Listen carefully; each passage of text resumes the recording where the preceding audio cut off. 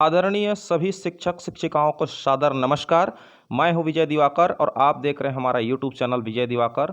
हम बात करने जा रहे हैं कि छत्तीसगढ़ शासन द्वारा केंद्र सरकार के एनसीईआरटी वेबसाइट के थ्रू एवं दीक्षा ऐप्स के माध्यम से केंद्र सरकार द्वारा निर्धारित मॉड्यूल निष्ठा ट्रेनिंग का आयोजन करने जा रही है और इस निष्ठा ट्रेनिंग का छत्तीसगढ़ सरकार के माध्यम से छत्तीसगढ़ के सभी शिक्षक शिक्षिकाओं का ट्रेनिंग जो है प्रारंभ होने जा रही है, जिसका मॉड्यूल फर्स्ट खंड 1 क्रॉस कटिंग सामान्य सरोकार के अंतर्गत मॉड्यूल फर्स्ट की चर्चा आज हम करने जा रहे हैं।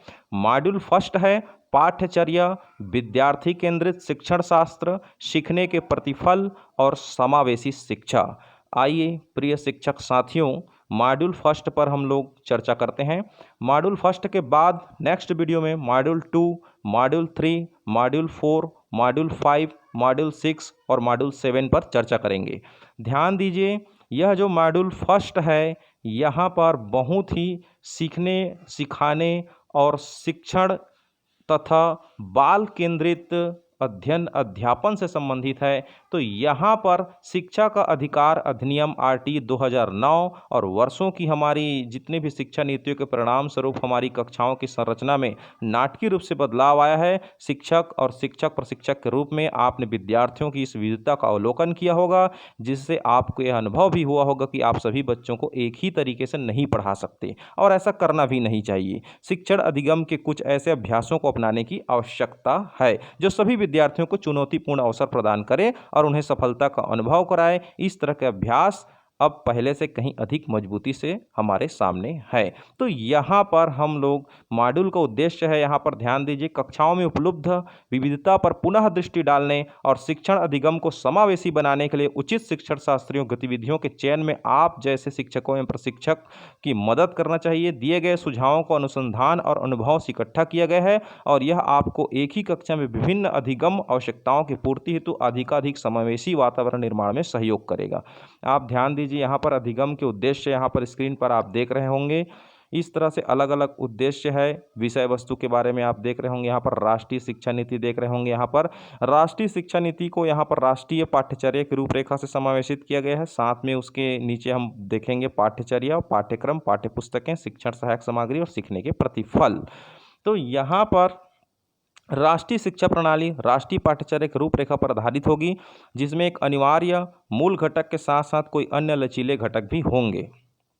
अनिवार्यतः मूल घटक में भारत के स्वतंत्रता आंदोलन के इतिहास, संवैधानिक दायित्वों, राष्ट्रीय पहचान को पोषित करने के लिए आवश्यक अन्य सामग्री शामिल होगी। मूल घटक से संबंधित जानकारी पाठ्यचर्या के सभी विषय क्षेत्र में होगी। इस तरह से आप ध्यान दीजिए, यहाँ पर मॉड्यूल फर्स्ट का यहाँ पर चर्चा के बिंदु आती है। चर्चा के बिंदु: राष्ट्रीय पाठ्यचर्या की रूपरेखा, ऐतिहासिक अवलोकन। यहाँ पर आप स्क्रीन पर देख पा रहे होंगे, आप चाहें तो स्क्रीन से पढ़ भी सकते हैं, यहाँ पर पूरा स्पष्ट नज़र आ रही होगी। एनसीएफ 2005 के मार्गदर्शक सिद्धांत को भी यहाँ पर बताया गया है। साथ ही इसमें एनसीएफ 2005 के अलावा मॉड्यूल फर्स्ट में उसके क्रियान्वयन और बच्चों में विकास की दशा को भी दिखाया गया है। आप देख पा रहे होंगे यहाँ पर विद्यालय के विषय और एनसीएफ 2005 की भी चर्चा के बिंदु स्क्रीन पर नजर आ रही है। साथ ही यहाँ पर चर्चा के बिंदु में हम बात करेंगे पाठ्यचर्या, और पाठ्यचर्या के बाद पाठ्यक्रम है और पाठ्यक्रम के बाद आ रही है आपकी पाठ्यपुस्तकें। और विद्यार्थी केंद्रित पाठ्यपुस्तकों की जो विशेषताएं हैं वो आप स्क्रीन पर देख रहे होंगे। क्रम जानकारी और अधिक गतिविधियों के साथ अंतःक्रियात्मकता विद्यार्थियों को अपने स्वयं के ज्ञान को प्रतिबिंबित करने और निर्माण करने के लिए स्थान प्रदान करती है। देश की विविधता को शामिल करती है। संवैधानिक मूल्यों के प्रति प्रतिबद्धता का प्रदर्शन करती है। सामाजिक सरोकार जैसे जेंडर समावेशन आदि के प्रति संवेदनाओं के लिए जगह प्रदान करती है। काम करने के लिए जगह प्रदान करने का प्रयास करती है। आईसीटी को स्थान प्रदान करने का प्रयास करती है। अंतर्निहित मूल्यांकन करती है। सरल भाषा में सामग्री प्रस्तुत करती है। कला, स्वास्थ्य और शारीरिक शिक्षा को एकीकृत करती है। विद्यालय में पुस्तकालय की क्या भूमिका है, इस पर भी आप सब यहाँ स्क्रीन पर देख सकते हैं। इसी तरह से हम लोग मॉड्यूल 1 के बाद चर्चा के बिंदु, सीखने के प्रतिफल, जो भी लर्निंग आउटकम पर पूरे छत्तीसगढ़ राज्य के सभी शिक्षक शिक्षिकाओं को वेबिनार के माध्यम से बताया गया। इसके संबंध में भी यहाँ पर प्रकाश डाला गया है कि किस तरह से लर्निंग आउटकम पर हम कार्य कर सकते हैं। तो यहाँ पर आप देख पा रहे होंगे बहुत सारे ऐसे बिंदु हैं जो हमको इस मॉड्यूल में सीखने को मिलेगा। सभी बच्चों के लिए सीखने के प्रतिफल प्राप्त करने हैं तो शिक्षण विधियाँ, समावेशी कक्षाएं, शिक्षकों की भूमिका, यहाँ पर अलग अलग बिंदु और बताया गया है। यहाँ पर इस तरह से आप देख पा रहे होंगे स्क्रीन पर कि किस तरह से द एनिमल स्कूल जानवरों का विद्यालय विश्लेषण के लिए एक कहानी यहाँ पर बताया गया है कि किस तरह से जानवरों के साथ और उनसे हमको क्या सीखने को मिलती है और किस तरह से जानवरों की जो चाल ढाल है उसको हम अपने दैनिक जीवन से किस तरह से मेल खाते हैं। तो इस तरह से कहना चाहिए हमको एक प्रकृति से भी सीखने को मिलती है, इस पर यहाँ पर फोकस किया गया है। यहाँ पर आप ध्यान दीजिए कार्यपत्रिका भी दिया गया है। ये सारे मॉड्यूल को आप लोग को इस प्रशिक्षण के दौरान सभी शिक्षक साथियों को पढ़ना है, समझना है और इसके आधार पर आपको ऑनलाइन टेस्ट भी यहाँ पर पुटअप करनी है। तो इस तरह से ये सब मॉड्यूल को समझने के उपरांत, पढ़ने के उपरांत ही हम ऑनलाइन टेस्ट को क्लियर कर पाएंगे, तब कहीं जाकर के हम मॉड्यूल 2 की ओर प्रवेश करेंगे। तो यहाँ पर शिक्षकों के कौशल, विद्यालय की व्यवस्था पर भी यहाँ पर चर्चा की गई है।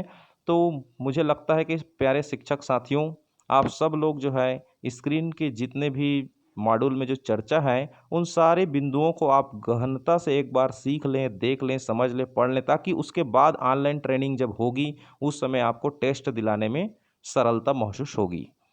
तो इस तरह से आप स्क्रीन के माध्यम से आप देख सकते हैं, चाहे तो आप स्क्रीनशॉट भी ले सकते हैं। यहाँ पर इस तरह से मॉडल 1 के अंतर्गत आप बहुत सारे बातों को यहाँ पर सीखेंगे। Thank you.